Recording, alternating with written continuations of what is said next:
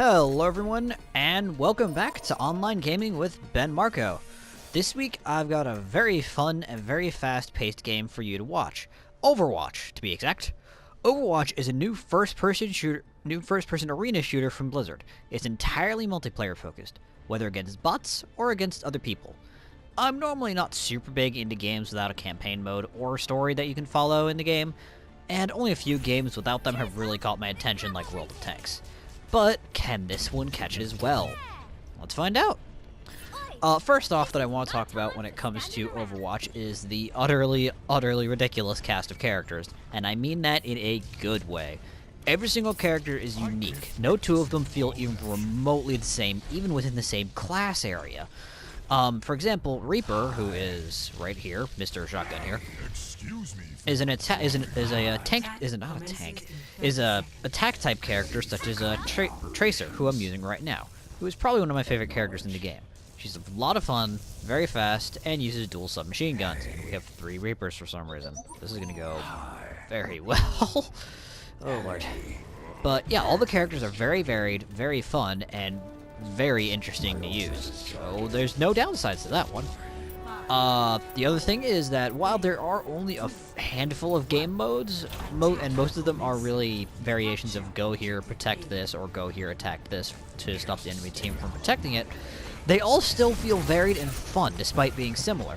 They each have their unique little quirks about them, such as the mode I'm playing here is one team has to, well, it's the most basic one. One team has to attack a point, the other team has to defend a point. Another one is the one team has to defend a moving object, usually a car or a platform of some kind, while the other team tries to stop them from keeping it moving, which is quite fun and can make things very interesting because sometimes they don't do a good job and the guys just break. They just break the whole platform. Anyway, the last thing that I want to talk about, which I like a lot, is the unlock system. It's pretty basic. You level up, you get more stuff. That's it. None of the stuff that you unlock is required. It's all cosmetics. Different skins, different voice packs, different little sprays you can put around the environment, like that. And they're all optional. You don't have to unlock any characters by doing any sort of experience-based stuff. You have all the characters from the word go, which is a lot of fun because it means if there's a particular character you wanted to play, go ahead, play them. You'll have access to them. There's nothing stopping you from just picking that character and going for it, which is great. Yeah, it's a lot of fun. Now, as much as I like this game, I do, unfortunately, have to talk about the downsides.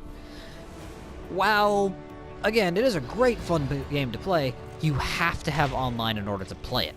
The other option is get it and play it for yourself, but that's boring because you're going to be teamed up and playing with nothing but bots the entire time. And this game really shines when you're going against other players and teamed up with a bunch of your friends. That's really when the game is at its best, and it's ridiculous, wholesome fun when you're doing that. The other downside is that, again, as we saw with the Reaper situation in my game just now, a lot of people really only seem to like picking a handful of characters and then just sticking with them, and I mean that for the entire player base. One of the characters you saw the other team using, Zarya, the chick with the really big beam gun, she doesn't get used a lot in multiplayer from my experience, from my personal experience. I could be wrong. People could just be using it a lot when I'm not doing it. It happens. I mean, it's not a big deal. But people tend to stick with a few characters. Bastion, as you saw in the play of the game, is one that is very commonly picked because he is a very powerful character. He can mow down the entire enemy team in just a few seconds. I'm switching to Mei, who is another one of my favorite characters. She's an ice gun.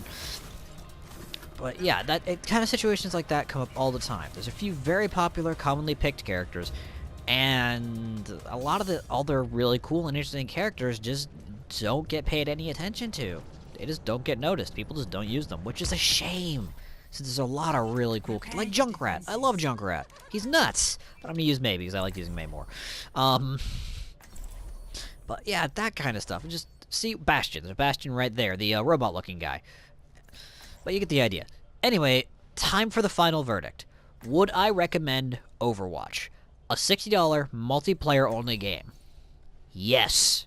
If you're into multiplayer arena shooters, you will probably like Overwatch. It's fast-paced, fun, has a huge and wild cast of characters, and Blizzard's probably going to add more as time goes on.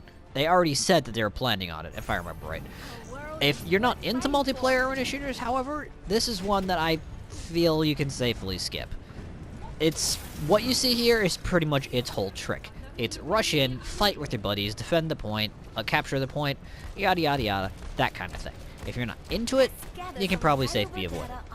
As usual, I'm going to throw in my usual warning of try a demo or play it at a friend's house if you can first before making your final decision. But for once, I feel like I can safely say, if you don't like multiplayer arena shooters, Overwatch is one you can pretty much safely skip. But, that said, anyway, time to wrap this all up. Thanks for watching, everyone.